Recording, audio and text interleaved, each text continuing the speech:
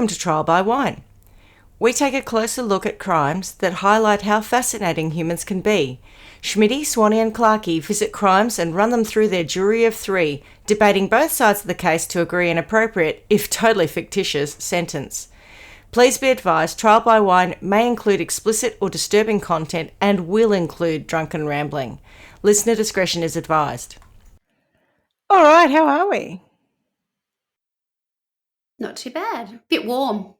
Super duper. Yeah, you've got a stinker over there. Yeah, we've got this sort of the beginning of a heat wave. It sort of has been we had a really hot day last Thursday, then it's been pretty normal. And then yesterday it started to warm up, but it's 42 today. And it's that thing where I don't think it's supposed to go under like 26 of a night. So I think today's actually the hottest day, but I think it lasts a whole week. So we'll see how tempers are by the end of that. Right. A little, I would imagine. Yeah, at the moment the house has still got enough residual coolness. We haven't flicked over the other way, when something changes and the cars are parked in the garage. I'm like, close the doors, like we can't let any heat in, everyone becomes a little bit frantic. The walls start radiating the heat back at you. Yes, correct. In our bathroom just then, I came in and I thought, I've got the air conditioning on in here, and to go into the bathroom, I could feel the heat, and I'm sort of looking around thinking, it's coming off the window, which is like a whole bath and that away from me, but it's just so warm I can feel it coming into the room.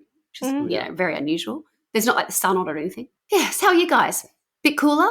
Yeah, we've had 32 today. So that's lovely. 31 at the moment. That was quite nice, 31 now. Oh, 31 now. There you go. I should know what's going on in Melbourne. My mum's staying with us and she's been watching the Australian Open. So I've usually have a bit of an idea, but I haven't been around today to have a look at it. So what's it like in Melbourne? 33 today it was, and it's now 31. So very nice, but hot and cold. Oh, it would have been very hot on call. It's quite hot outside. I didn't go outside very much at all. I went to the shops for 5 minutes and thought, that'll do me for an outing. Yes. And then came home and did some work. That's the Australian summer for us. Oh, I know, but I love it. I was up on the boat for the last couple of days. We were at the weekend. Yeah. Oh, God, it's good. Oh, anyway. Get your tan on? I'm getting my tan on. Oh, yeah, I can see. I can see. Are you allowed to show that much off on the boat? No, Tony gets all funny if I have any nudity, but that's all right. Well, he can stay downstairs then. No, I do cover up. I actually stay in the shade. So, Swanny, it's not as you would remember with me being out in full Italian sun. time. I avoid the full sun because, probably because of Italian time and other times where I've been a little more reckless with my skin. I get spots, like dark sunspots, and they really darken up when I get any form of tan. So I try to avoid aging. It's so much fun, isn't it? It's just awesome. My favourite part is after the summer when you start to lose any colour that you've got and you go, let's go and see what damage I did this season. And I don't, before it used to be the odd thing, and now it's like, oh, dear God. It's just like a map of... My arms are covered in spots. Yeah. Okay, so should we introduce ourselves? I'm Schmitty. I'm Swanny. And I'm Clarkey, and together we are... Trial by Wine. And what are we drinking? Water. Refreshing. Yes. I feel like we're going to need to change the name for tonight because we drank a lot on the weekend. Shock me. So we're on a lovely little bubbly water. Oh, my kids call this Trial by Sparkling Water, so there you go.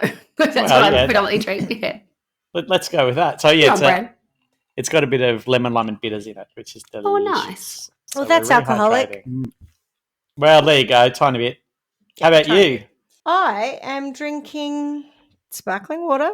Nice. Mine has been... Spiked. Hardened. Hardened, yes, that's all we use now, isn't it? That's the right word. Yeah. With a solo syrup, which exactly. I like. I very much like these. Yeah. So it's a zero sugar one, and a bottle of Aldi's finest Tomovka vodka. Oh, not a bottle, sorry, a dash of vodka. From a bottle, yes, just a dash. You're basically drinking sparkling vodka. Oh, no, I really am not. It was a dash. Got a big week and I can't afford to get too written off. But I also put in the fridge, in case I get to it later, a bottle of rosé from, can't remember the name of the vineyard, but it's a zero alcohol one. So that just shows you that I was committed to not getting pissed. And so, Swanny, you have a story for us. I do have a story. And I was sort of mentioning this to to you last week, and I became aware of this story when we were away at Christmas time when we were in the US. And the big story at the time was the young man who had shot the CEO of the health insurance company, and had happened just around the corner from where we were staying. And because we were in New York, it was in the news all the time, and they brought him back. So it was unbelievable. They felt like there was a channel dedicated just to that story, which is not what I'm touching on today.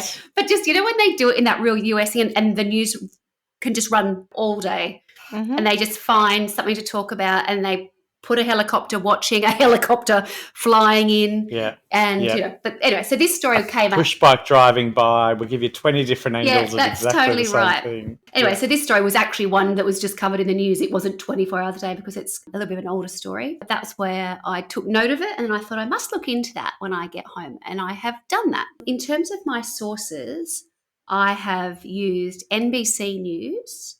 I watched something called Court TV, and I won't tell you the name of the episode until the end because we'll give it away. ABC News Australia and also Wikipedia.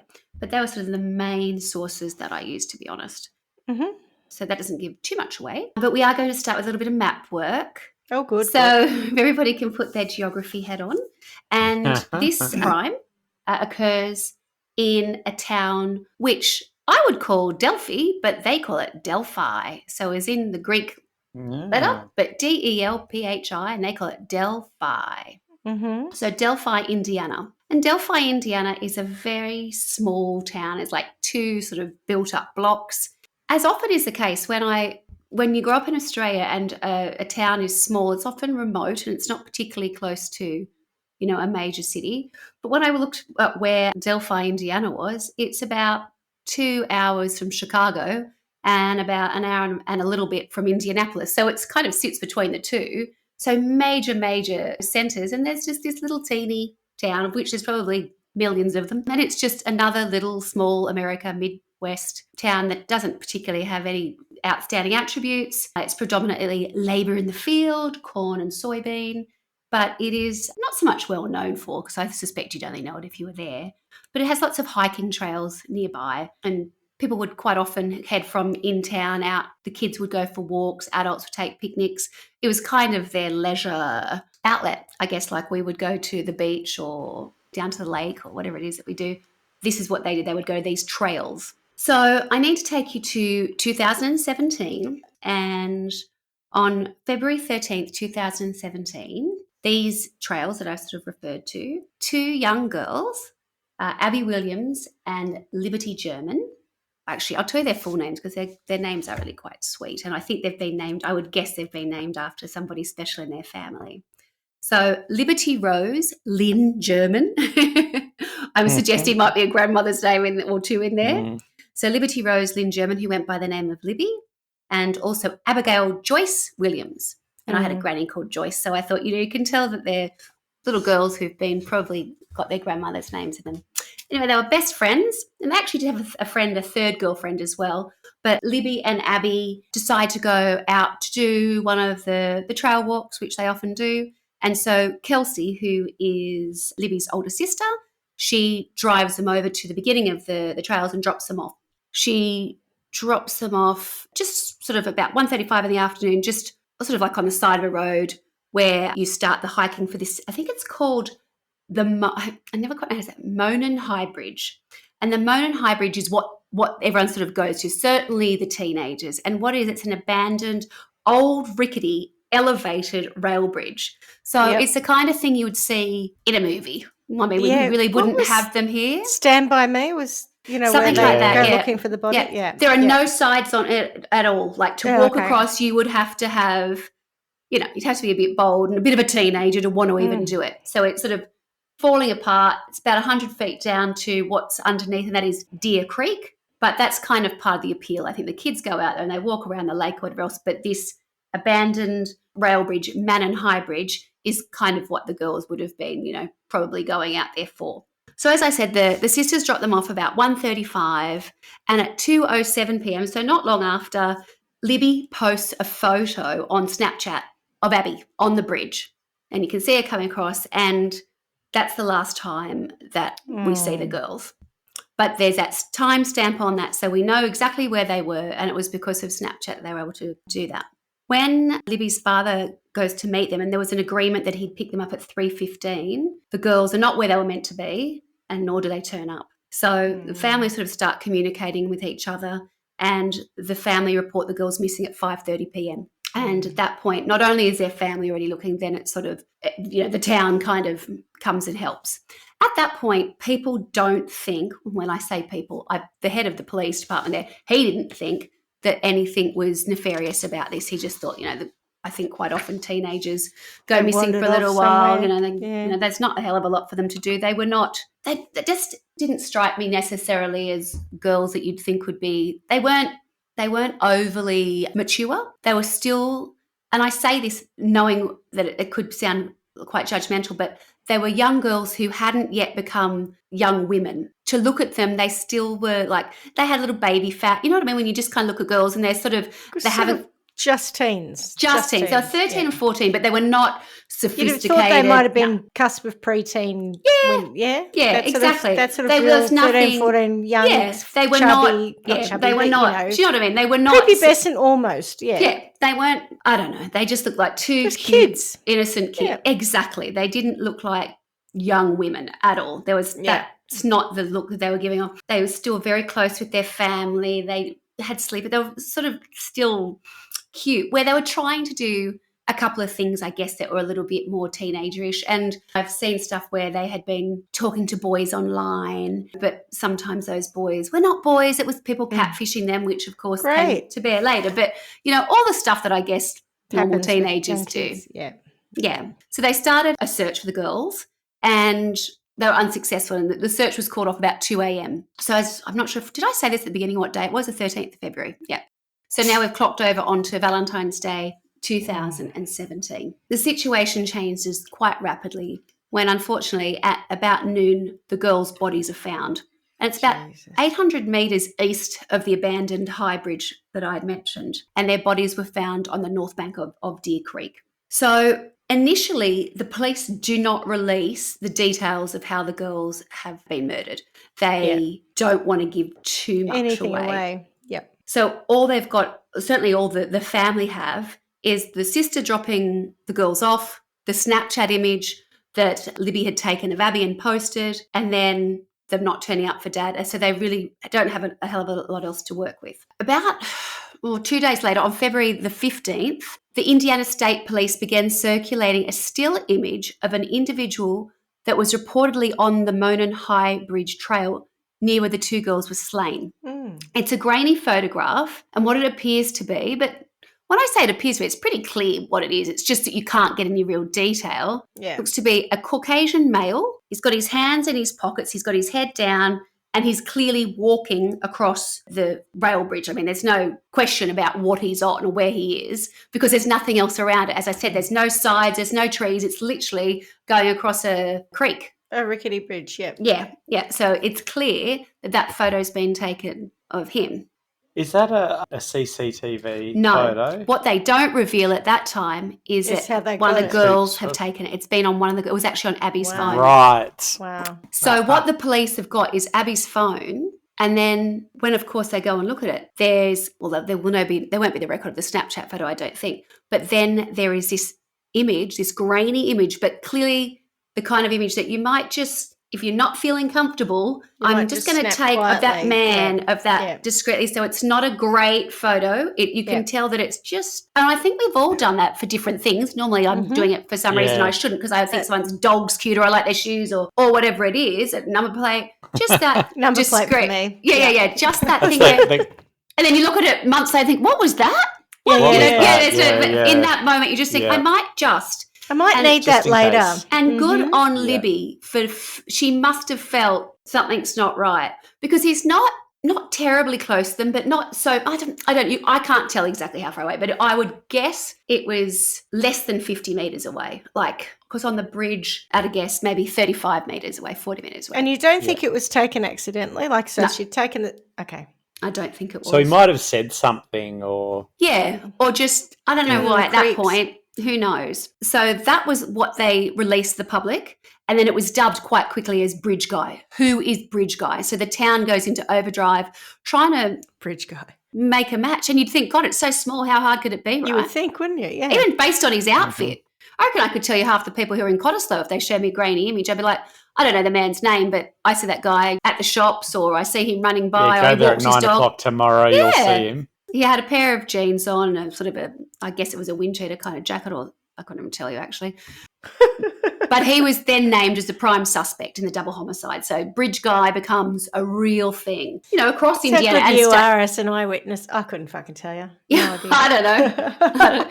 Take a bit jacket, of picture. Yeah, something. a jacket. Yeah, he looked kind of, I don't know. Like when you see people walking around and they've got bad posture and, I don't know, a bit sort of Shifty. closed in on themselves.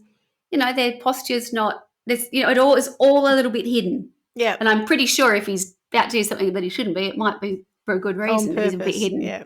Okay, so that was February 15. On February 22, law enforcement released an audio recording during which the voice of the suspect, although muffled, is heard. And it says, and it's sort of like it's a man's voice, and it actually says, guys, down the hill. Jesus, what? Oh. Guys, down the hill. Oh. And I think the person is using guys in the context It's that I in use YouTube. it constantly. Yeah, and I use it all Guys, the time. get Hey down the guys, hill. get the hill. Yeah, guys, come on, guys. Yeah, guys, down the hill. Swanny, I've just done a quick Google. Yeah. It looks like there's at least 2 pictures of him. Oh, there probably is, and you're right, and they will have released a still of that. So if Right, she's recorded, yeah. they've released a still. So I didn't do both of those. So I've only seen, if you turn that around again, I think I've only seen where he's not in mid-step, like he's looking further down. Yeah, right. That's when I've seen most of, yeah. It's just interesting because she must have been really switched on then to be videoing Yeah, too. that's true. Not just a photo. That's all. And she's obviously done that when it comes to the audio, right? Yeah. And again, they haven't said at these points where it's come from. They never said it was her phone. But I mean, I guess people would sort of arrive at a certain conclusion because they're not going to have CCTV out there or anything that's going to be picking up that voice. But they finally do say that at the news conference, which they then have, they then say they can credit the source of the audio and the imagery to Libby German's smartphone. And then they start to say that she's an absolute hero for having had the presence of mind to actually record it, which of course she has. So she knows something's about to go down, and so she tries to start sort of secretly record it. These poor little girls are just horrendous. But at that point, they say they have to stop and they can't give out any more detail because they said that potentially would compromise a future trial. So that's kind of what's left. So Bridge Guy and the audio, and combine, they're saying to people, put the two together. Close your eyes, think about the image, think about this voice. Who does it sound like in town, or, who's come through town? Who could this be? And my understanding is that it clearly wasn't just Delphi, but Delphi and then Indiana State. And also it became it was a well-known sort of story nationally because of these two poor girls and their families and no one knowing who it was or what had happened. Then we jump ahead to July. So remember, this happened in February. So it then starts to really slow down. In July, a composite sketch is released, and it doesn't really help a hell of a lot. It's based on what other hikers said they saw of people on the day. And unfortunately, when you listen to some of that testimony, it's kind of contradictory. Do you know what I mean? When you think what one person saw, how they saw it, and when people aren't really looking or paying attention. Someone said that they saw a man who had bloody hands and was muddy. Someone said that they saw 3 girls. Someone said, it was all of these bits of information that weren't quite fitting together, but kind of trying to come together with a composite sketch. Yeah.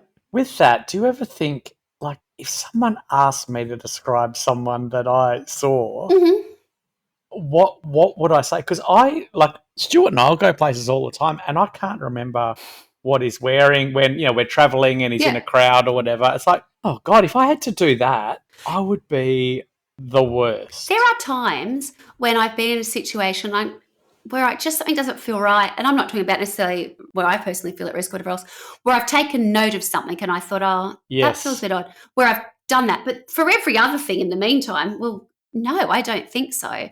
And I'm generally one of those people who, more often than not, when, we look at these things and we see a composite sketch, I don't think they look like anyone half the time. No, and I certainly don't think they look like the criminal. I think sometimes it gives people a bum steer and they're thinking, oh, okay, I was wrong. I don't know that guy. I kind of thought I saw, maybe they look nothing alike. I'm wrong. I'll let that thought go. I'd just never seen a connection. Yeah, no, I agree. But I also feel like if I was a sketch artist and you had to put all those pieces together, it would end up looking like a Picasso because, the nose would be going this way and the, I don't know, eyes would be that way. It all just wouldn't fit together nicely anyway because people are telling you so much weird stuff. Yes. Which Anyway. I think leads on to what then happened. So that was in July of 2017. We now jump ahead to April 2019. So nothing is happening. Life That's a while. Delphi is not great, but it's, at first they said people were really scared that something was going to happen again. But by this point, now they're just infuriated that nothing seems to be happening and they haven't got anybody. Like they're still no closer to finding who the girls were murdered by than, when they started. On April 22 in 2019, the Indiana State Police announced a new direction and they released a new sketch of the suspect while urging the public to look at the sketch, listen to the audio of guys down the hill and also the man on the bridge and get them to send tips. There's like an email line, whatever else. And each time they do, I think they do get lots of tips, but nothing seems to ever sort of pan out. No. Investigators said they had reason to believe that the suspect might well be hiding in plain sight and was almost certainly familiar with the Delphi area. I don't know how they knew that at that time unless they thought that they knew who the person was or why a person would be on that bridge. I guess, I don't know, with these crimes that we look at, sometimes it is the person next door who's there. Then sometimes it's someone who's going through town. They'll never see them ever again and we never think. We wonder how many people they've murdered along the way across the country. It's half, I think, really. Feels like it. And they were also there was a couple of additional pleas where they had made help to identify a driver of an abandoned vehicle. There was also a car that they'd found that looked like the number plate was being hidden. There were a couple of different things that they were trying to piece together. And, also, of course, who was there on the day of the murder. But, time's ticking. Years are going by at this point and it's kind of losing a little bit of its momentum in some respects. But then there's a little bit of a breakthrough. In September of 2022, they had investigators review all of their leads from the original sort of investigation. And unbelievably, I think in some respects, a volunteer file clerk, so someone who's just there to sort of help out, she discovers that there's an error and somebody's name has been recorded incorrectly. That man's name is Richard Allen, and Richard Allen's last name had been recorded incorrectly on the tip when submitted, and the file therefore had been incorrectly marked as cleared. Could you imagine finding that? That's all it was. That's it. So he had gone from potentially being a suspect to being cleared because of some error, like a grammatical error in his surname. The file clerk deduced that the tip from years earlier was regarding Richard Allen. And Richard Allen was a man in Delphi. And so she brought it to the case investigators and said, I've just seen this. I think there's an inaccuracy between his name, how it's been filed, and the fact that it's been cleared when in actual fact he's saying on his report that he was there. In fact, Richard Allen had self-reported 3 days after the murders to being on the trails on the day of the murder, and he had reported seeing Williams and German. Although I have read elsewhere that I'd also read that he said that he saw 3 girls, so I've seen that a different thing. So basically, here's a man who goes to police and says, oh, I was there, yes, I've seen them, I'm from the local town or whatever else, and then that just gets And then lost. he never hears again. He must think, I was there the okay. exact time. Yeah, Cool. Yeah. Do they have a photo or anything? Does he fit the description or you don't know that yet? Well, this is the thing. From the photograph, I don't know why. I think he does. I just wonder, the person who did the filing error or whatever, if that was someone's obviously interviewed him. Yes. And would they not go, oh, I reckon that's the bloke I interviewed? Like, is it that similar or? I don't know. I don't think it's dissimilar. I don't think it's similar. I do not know why this is the case, but no one ever seemed to be totally clear that was who the image was of.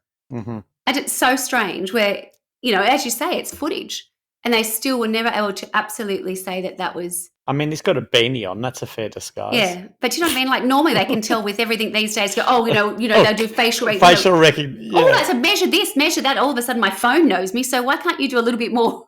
Do you know what I mean? It just seems like they fell short on the forensics on this. I'm sure they haven't. But it felt weird to me that they didn't automatically know who that was based on looking at every man in town. Anyway, so did they have any DNA or None. forensic evidence on the victims? No, there is no DNA from the crime scene. There was one hair that was in one of the girls' hands, and it was actually from Kelsey German. But no, there is no DNA. There's no DNA in this crime, which, again, I don't understand why that is the case. There is some other stuff. Isn't man on bridge wearing gloves? Or is he wearing gloves? Don't know. Bridge man. Bridge Can you man? see if he's got Bridge gloves guy? on? You've got the photo up, Clarky. Can you see if he does? I'm not sure. Yeah. But no, that becomes a thing. Like, it's quoted. There's Well, no he's got his DNA, hands so- in his pockets. Pockets, so you that's can't right. Really, Yeah.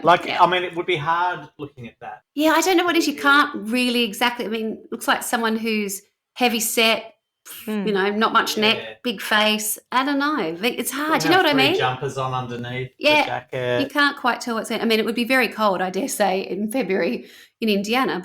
But Yeah. Remembering that the crime happened on the 13th of February 2017, Yes. on October 26, 2022, Richard Allen was taken into custody and appeared in court on October 28. On October 31, Indiana State Police announced that Allen had been charged with 2 counts of murder in the case. He had pled not guilty. Time magazine described the arrest as the first major break in a case that had captivated national attention for nearly 6 years. It was actually 5.5, but it was a long time. And these poor families with their gorgeous kids just, anyway. Nothing for them. What becomes interesting then is the trial. So at the end, when we talk about, who would you, how would you sentence someone or else? I just found this next part really, I don't know if it's indicative of the US system or it's just things that from one week to the next, when we look at these court cases, and quite often it is an American thing where it changes from one state to the next. So many things came up in the trial, where they wanted to have it, where they wanted to move it, who was in charge, who was the defense, that it kind of raised more questions for me than anything. It was sort of like, in some respects, I felt like, particularly with the defense, it was like sort of an open day on just trying to find a narrative that might work to get the guy off, whether or not they ever really believed that he had done it or not. And I'm like, I don't really get that. Do you know what I mean? It's their job. I know, but I don't know, it just feels so counterintuitive to me in so many ways. Anyway. Well, it's their job because at the end of the day, when you get to a conviction or not, the person has got the right to a fair trial. I agree with that. I do understand that. You can't just go, oh, we all think he'd done it, so that's that, because it would not be a fair trial. So, no, and that's absolutely right. That I don't have an issue with. It was more, and I'll get on to this when we start talking about some of the narratives and things that they were putting into that. They're probably disgusting. Yeah. They're kind of out there. Yeah. Anyway, so then we get to, let me just have a look at my notes because I want to sort of talk you through how the trial sort of starts. And it is one of these things where from the very outset, the defense team didn't want to have the trial in Carroll County, which is obviously where it's Delphi. And I can kind of understand that. And they were saying obviously it had extensive media attention and also there'd be juror bias. So again, I understand. So they were always sort of trying to navigate to try and have it moved elsewhere. That sounds fair, doesn't it? I think that's fair. So November 29, 2022, Judge Francis Gull issued an order to unseal the probable cause affidavit that led to Allen's arrest. According to the redacted document, video footage recovered from German's phone showed one of the victims mentioning gun as a man wearing a dark jacket and jeans approached them and ordered them to go down the hill. Mm-hmm. Investigators believe Allen is the man seen in the video. Investigators also found a .40 caliber unspent round, less than 2 feet from one victim's body, but between the 2 victims. And I had to Google that because I needed to be sure that that's what I thought it meant. But an unspent round is obviously something that hasn't been shot. Yeah. That's a strange place to leave it. Yeah.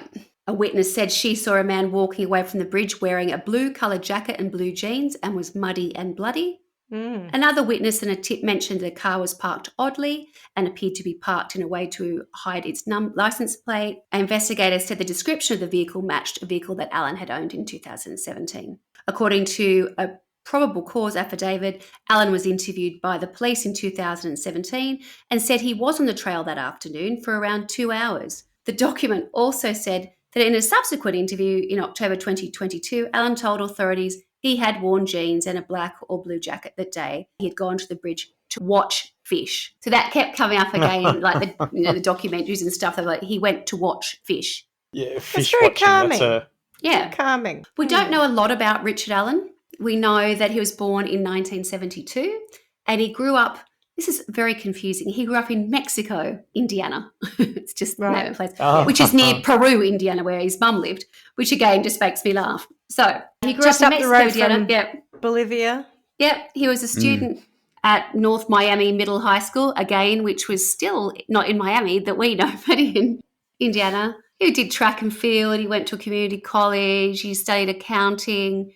He had a short stint with the army. And he was married and he had two children. The children sort of don't come into it until sort of the trial, but I think he has two daughters. And from around 2003 until 2013, he'd worked as a store manager at a Walmart, and then from there he moved to a CVS. And anyone who's ever been in America, CVS is like a pharmacy, like a Walmart, a Boots. We don't really have the same in Australia, but it's sort of like a pharmacy / variety store / grocery, a bit of everything, but a CVS. So it would have been pretty much, in my mind, every person in that town probably would have gone to that CVS at some point. True. And that's where he worked. And he worked there, he worked at another CVS, but he'd worked in the Delphi CVS for years, and he was the pharmacy technician. He got his license there, and he'd worked there for many years. As a pharmacy technician, does that mean he's out the back doing prescriptions or something, though?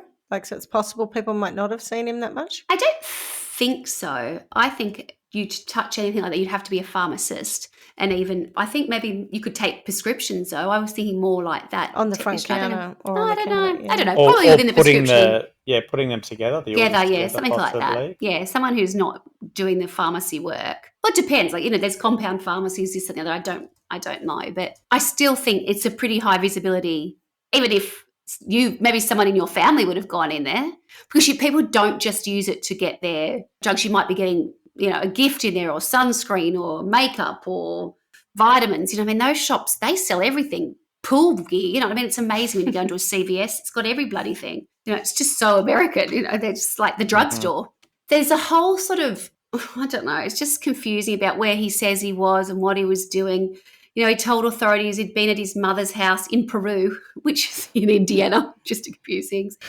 While his wife was at work, he estimated left the house 11:15, arrived on the Monon High Trail an hour later. Why was he there? Other than, went to watch fish. It just is all a bit sort of, you could say anything really, but none of it really matters if they've got a picture of you, the voice and all of those kind of things that are starting to add up. And you said you were there. Yeah, and you said you're there. So does it really matter? You've said you were there during that time period. We know you were. You said you were. Of you. I don't really care that you were at your mum's beforehand or whatever after. It's sort of like you said you were there at that time, and that's the time that matters. Yeah. Apparently his wife was the one that said to him, apparently they want to speak to anyone, who might have some information, because he'd said that he'd been on the trail. So she said, you should probably go to the sheriff's office and, make mention of the fact that you were there the other day. So apparently he did. So there's really not much to know about Richard Allen that we know from his backstory. He just was the guy who worked at the CVS. And at one point, I think it was, I don't know if it was Abby or Libby, but one of their aunts had gone in to have photos developed for the funeral of the girl. And guess who served her? Richard Allen. And she was so upset that he gave her the photos for free. And that was in the early days. That was for the funeral. And so when she said, he was so kind to me or whatever else, could you imagine that? So I mentioned before that the trial began in 2022. And at that point, the defence were trying to get the trial moved out of Carroll County. In October of 2023, so now we've gone another year. So this is just year after year after these I know, right? Judge Gull removed the defence attorneys, there were two of them, citing gross negligence due to crime scene photos being leaked from their office. Oh, no. Yeah, so potentially putting the whole trial at risk. The attorney's removal was appealed in the Indiana Supreme Court, in which the justices of the Indiana Supreme Court reinstated the defence attorneys to the case. So again, in terms of imagine being this family and all this I don't know, shenanigans is going on. People are in, they're doing this. Then the judge is like, right, you're out. Then there's that whole period of time they're waiting, and then the Supreme Court says, no, we want them back in. So they had another 2 attorneys who then came and took over the position for an interim period before these other guys came back. The trial begins on the 18th of October, 2024. So that's why, when I was in the US recently, that's why it was in the news. I mean, it's remarkable. The trial begins on October 18. During the trial, prosecutors stated both girls had had their throats cut, which they'd never shared any of that before, right? Yeah. Abby Williams was found fully clothed, whereas Libby German was discovered nude. An unspent .40 caliber bullet from Alan's gun was found between the bodies. So it just That's maybe a coinkydink. Yeah, it is a bit of a coincidence, thankfully. Prosecutors said that Alan had admitted to the murders more than 60 times while he was incarcerated. Oh, God. Yeah. He had made confessions to his wife, his mother, family members, the prison warden, the psychologist who treated him in prison, other prison employees, and other inmates. Wow. Just anyone who'll be around. Anyone who listen. The confessions were made in person, over the phone when he was speaking to his family, and also in writing. So recorded over the phone? Yeah. Oh, yeah, from prison, all that. Yep. Prosecutors told the jury that Alan was the bridge guy after showing them a digitally enhanced 43-second version of the cell phone video recording by Libby German. A state police master trooper who had listened to more than 700 of Alan's prison phone calls testified that the voice of the bridge guy is the voice of Richard Allen. Oh, wow. Boom. A clinical psychologist who sounds a lot like him. I'm not a linguist, Yes. but sure. Sounds a lot like him. A clinical psychologist who worked for the Indiana Department of Correctional Behavior and Health testified on behalf of the defense that Alan was diagnosed with a serious mental illness. You reckon? And that he had a grave disability. Before or after She the murder? testified that Alan told her that he had originally planned to sexually assault the victims, but ran away when he saw a van nearby and he had to cut the girls' throats and covered their body with sticks. What? The defense hired a neuropsychologist from Carmel who testified at trial that Alan was pretty severely depressed with work-related stress and anxiety. Poor So peer Alan. working at the CVS can be quite tough. It's upsetting. That's why he went to look at fish and assault little girls. And murder, sexually And then assault murder them, them. and then... Now, there was a whole other aspect that came into play as a result of the defense. And the defense tried to take this to court and it was actually not allowed. Judge Gull said nope. And what they wanted to introduce was the idea that it hadn't been Richard Allen that had murdered the girls, although he had admitted to doing it over 60 times. They said that was because he was, mentally unfit. And he had been in solitary confinement at one point and he was very fragile and whatever else. But every single person he'd come across, he had said at some point that he had done it. A recorded call to his wife, Alan could be heard telling her, I did it. Just know I did it. I killed Abby and Libby. I think I did it. I wish they would kill me or let me apologise to the families at least. And then to his mother, he said, I'm worried that you guys aren't going to love me because I said I did it. And then you've got the defence saying that he was a fragile egg and whatever else. But I mean, there's fragile and then He sounds fragile. fragile. He's done something is what I think. Yeah, but he's also saying, I think I did it. I don't know. There's something about all of these confessions so far that make me Yeah, it gives you pause. question whether or not he remembers doing it. Or he's just gone, oh, look, I must have done it. Yeah. Like that guy does look like me, Yeah. And I was there. Maybe he has no memory of it. I don't know. Who knows? But where the defence get a little bit more strife and they're not allowed to use this, they introduced the idea that it wasn't Richard Allen and that it was actually people from a ritualistic cult sacrifice. Sure. And they introduced this thing called Odinism. Yeah. And Odinism, which you'll no doubt Norse, be aware of, Smitty. Yeah, Norse. Odin. Yeah. But apparently it has been sort of, I don't know if the word hijacked is quite the right word, but white supremacists in the US have kind of taken hold of it because it's based in a quite Germanic Aryan kind of thing. And there was talk, Nordic, but anyway. suggestion that the bodies had been moved and the sticks that were covering them were laid in certain positions and someone's head, like it was supposed to be a ritual sacrifice. Yeah. And the judge went, no, I'm not going to entertain that. That's a stretch too far, my friends.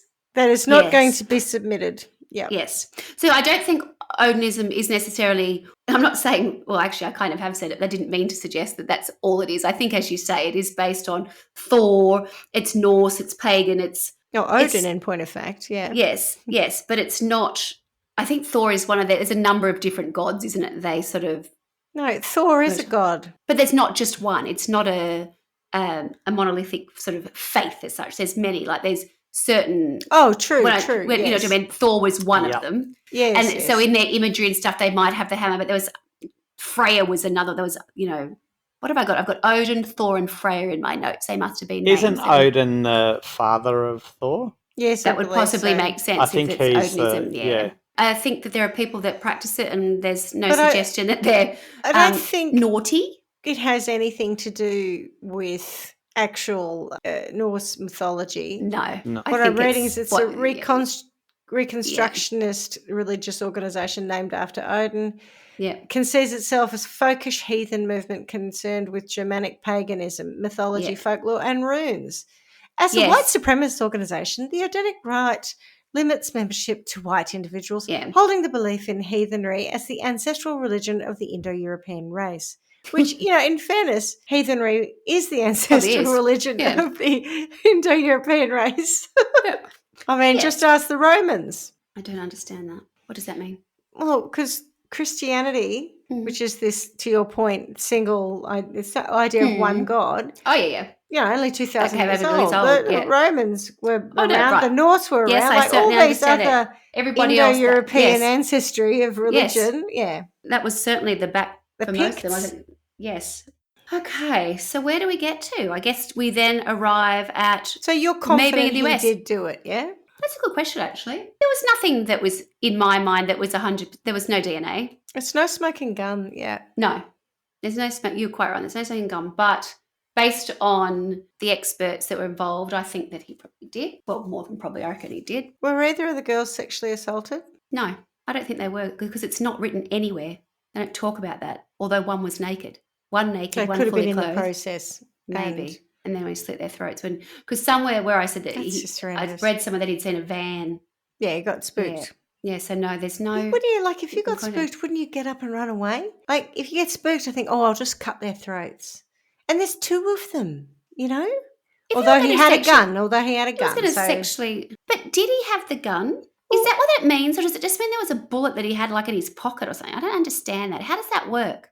Do you know? I don't really understand either. Is that my understanding or not? I think given the video footage where he's saying guys and they say he's got a gun. He would have a gun out there to intimidate them. So maybe he had his hands in his pocket, pretending he had a gun in his pocket. Or if he didn't, because I did see that in a documentary. I looked at it last week. I've already forgotten, but they were asking whether or not did they think he had a gun in his pocket in that image. Now, again, you can't really tell what's going on in that. I was in America when the jury came back. The jury, which had been sequestered during the trial, began deliberations on November 7. On November 11, 2024, Allen was convicted on all counts. On December 20, which is the day I saw it in the news, 2024, Judge Gull sentenced Allen to 65 years for the murder of German and 65 years for the murder of Williams, with the terms to be served consecutively, resulting in a total of 130 years in prison. Wow. Yep, and it took them less than 20 hours That's a big to arrive at a guilty outcome. So he got that's what I'm after, 2 counts of felony murder and 2 counts of murder while committing kidnapping is what the sentences were for. And that, friends, is the story of the Delphi girls, Abby and Libby. And apparently in the town, and in neighbouring I guess, I don't think it was the whole state, but certainly was, the local counties, there was a period of time where they had everybody put orange lights in the front of their porches, so they'd turn the lights on to remind them of the girls and say they were still missing. And then when they were all at trial, they had Abby and Libby's names everywhere. The library is called the Abby and Libby Library, Memorial Library, in the school they'd gone to. And I did see, just earlier I was watching some footage. It was I think it was Libby's grandfather speaking, and it was so beautiful. He just said, we cannot thank the local community enough. They lifted us up. They held us in their arms. They looked after us through all of these years, and they were very happy with the outcome. They do believe it is him and that justice has been served. And they said, we can't celebrate. We never will. It's like our lives would change for forever. But after so long, to see some justice for the girls, we're happy with the outcome. But I think it was more a thank you and appreciation to the local community for really loving them and looking after them and getting them through it. Any thoughts on, I think 130 years. I mean, provided he did do it, and on balance, he admitted to being there. He admitted to wearing the outfit of the man who's in the video. Yeah. His bullet casing was there, unspent or otherwise. The complete lack of DNA is weird. It is, isn't it? I wonder about how much, what forensically took place. They mustn't have cutting someone's throat. Where did the knife go? They found knives in his... Lacerations everywhere. There'd be blood everywhere. There were bits that sort of... But he had clothing which would have had blood on it. But, of course, by the time they pick him up, it's years later. It's all been destroyed or gone. So unless he'd left something at the time. When I sort of first heard about it, I thought, oh, my God, this is going to be so interesting. That's what I was saying to you. When I first started looking into it, I was like, there's not much to it. That can't be right. There must be more. It must be, otherwise, why is it taking so long? And why is he now all of a sudden going from there being no suspect to all of a sudden someone's going away for 130 years? Do you know what I mean? Where's the great leap and all the connections that came in the meantime? There still feels like it's, I don't know, something's a little bit off kilter, right? Mm-hmm. I don't know what it is. If it does feel like there's a piece missing. Yes, that's right. And when I started looking into it, I was like, this is not, the penny wasn't dropping where you go, oh, okay. Yes, he said that he'd done it. Remind me, he pled not guilty. Yeah. Yes, I find it weird that you get to trial, you're pleading not guilty, but you've told 60 people on 60 occasions that you've done it. But the language used in those confessions, and I say that in inverted commas, I agree, does sound like a person who's not mentally with it. Yeah. And when he says, I think I did it, you think, are you trying to convince yourself you did it, or you literally have no memory of it? Now, that's not to say he doesn't have a memory of it, because he might not. It may have been a very traumatic experience for him. True. It's interesting that there's no commentary about the confessions from the defence. So, if they were adamant that he had made those under duress, or that he didn't have the mental capacity to do it for whatever reason, maybe you could say, I don't know, in the absence of anything from the defence stating that, you kind of go, they were pretty sure. Times. I think they were pretty confident of their whole Odinist defence. Yeah. They'd spent a lot of time working on that, thanks. And we're pretty sure that's going to, just smash it out the ballpark. We did not expect the judge to make it inadmissible. They tried to lean very heavily into the fact that it had taken so long. They were suggesting it was a bungled sort of investigation. Yeah. And they were saying, we had to do all the investigative work. It was on us. We had to do this job. We had to do this.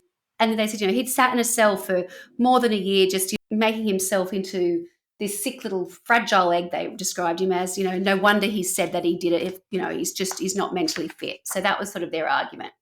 They were trying to question the credibility of the investigation.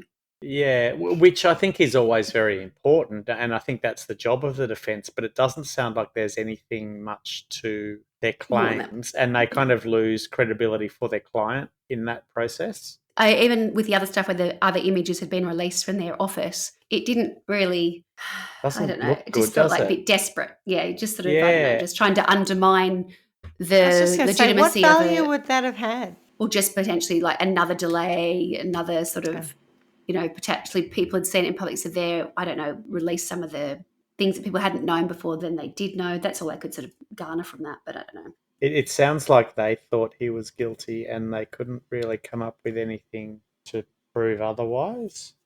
I saw it might have been on that Court TV piece, which is called The Case Against Richard Allen.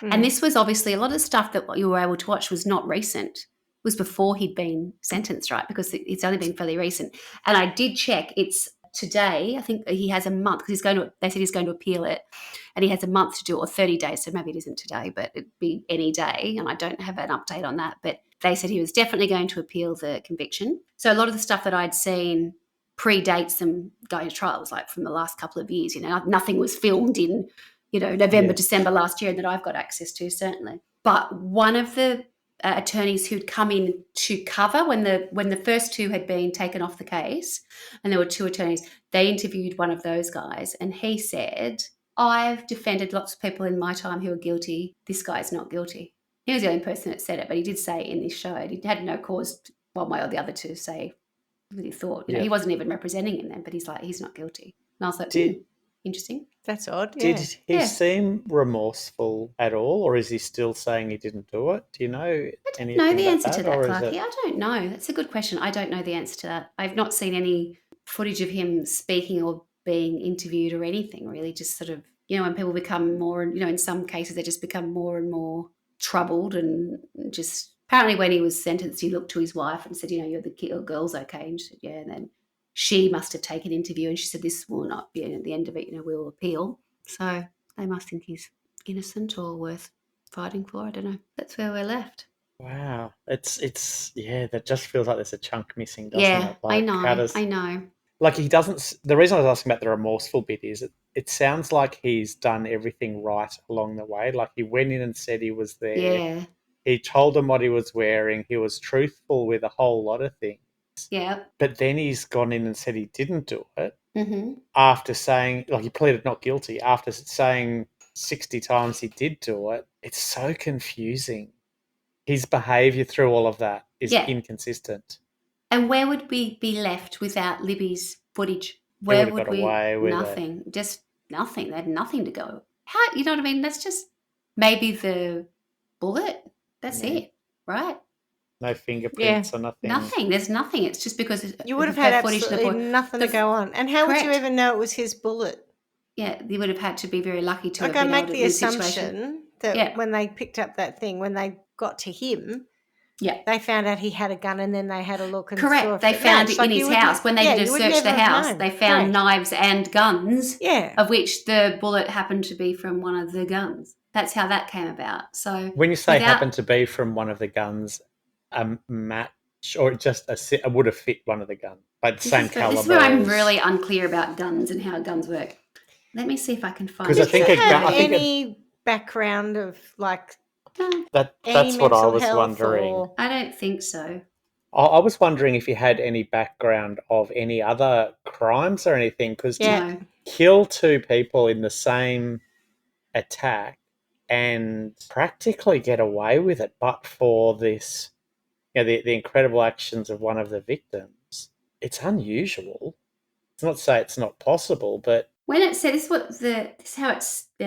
was later determined that the round came from a gun owned by Allen. What does that mean? If it's an unspent, I don't understand that. Yeah, so it's a bullet that will fit into his gun that hasn't been shot. Yeah.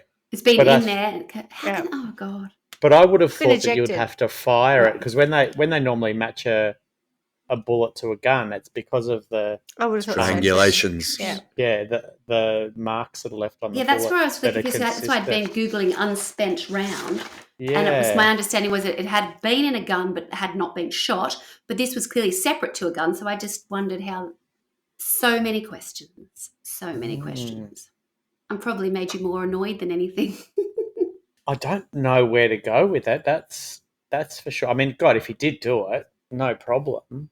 The thing that I find alarming is if his default position was, I was just going to sexually assault them. I'm like, well that's all right then. Did you think that was going to be like the lesser of two evils? Well, and then I just didn't even get to that. I just had to slit their throats. I'm like, I wonder if in telling the psychologist that if that's where things really were. But, it's because of Libby's filming him and then the voice of whoever it was clearly following them and getting them down the hill and then having a gun and, oh, my God, that's that's where I think, I don't know, I think it is him, but...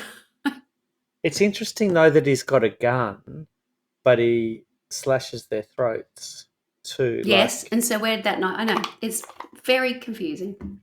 I also didn't hear anything from the defence that would suggest he didn't do it. It doesn't strike me as one of those cases where it's not clear one way or the other. Yeah, but it's also, there's no compelling argument, and I guess that's what they were going for with the Odinism. Yes. That they needed some other alternative. There just isn't one. On balance, I think he probably did do it. Whether or not he's mentally sound, I don't think he is. Doesn't excuse it, though. There's something particularly revolting about kind of as you say, I'll just go and assault these girls. Oh, it didn't quite work out. So not only like if he had a gun on him or not, van. Cut their throats. I mean, that's so awful. Barbaric, yeah.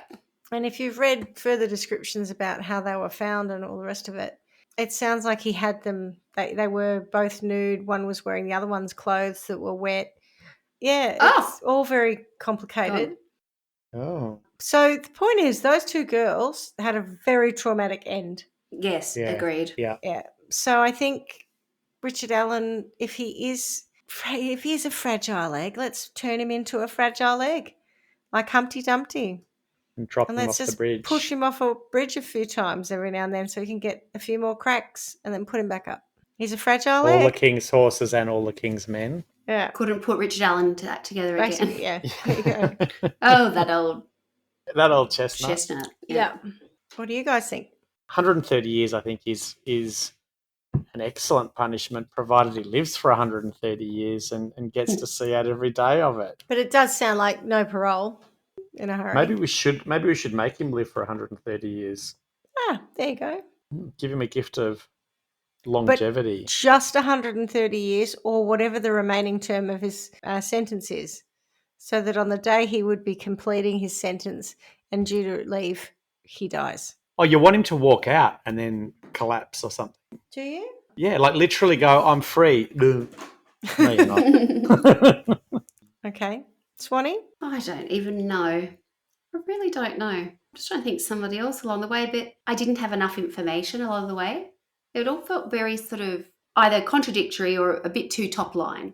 Yeah. And I think, and because it was over such a long period of time, most of the stuff that I could find in the end was based on what he was sentenced to, and everyone was kind of like, oh, at last kind of thing. But those early years must have been just painful for that family. And could you imagine? I don't understand why. I don't know. It just seemed to take an awful long time to well, get to... maybe their sentence there is for whoever the numpty was who misfiled that statement. I mean, I know it's just detective. Human error, but...